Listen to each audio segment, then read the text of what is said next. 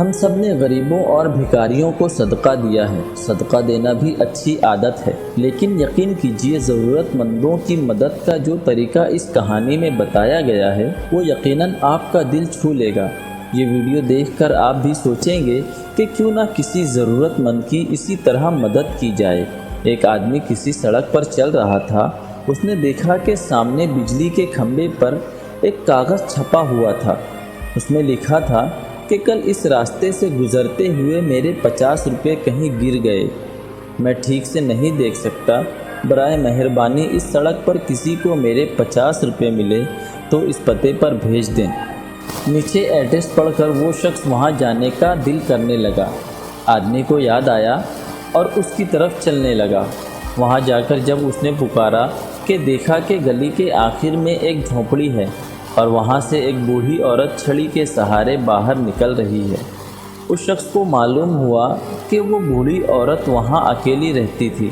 بوڑھی عورت کے سامنے آنے پر شخص نے اسے کہا کہ ماں، مجھے آپ کے گرے ہوئے 50 روپے مل گئے ہیں، یہ ہیں آپ کے 50 روپے۔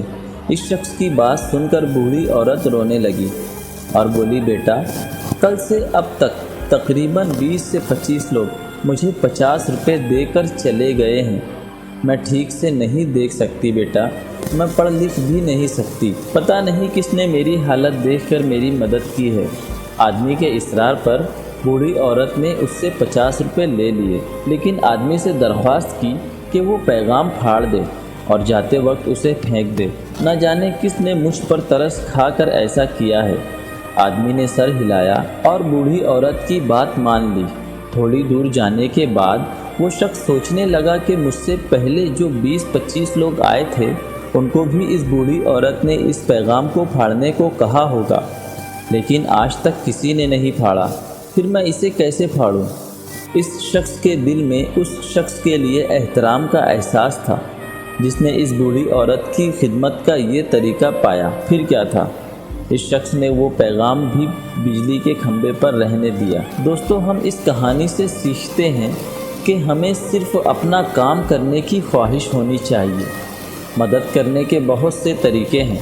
اگر ہم کسی کی مدد کرنے کی خواہش رکھتے ہیں تو ہم کسی نہ کسی شکل میں ضرورت مند کی خدمت کر سکتے ہیں۔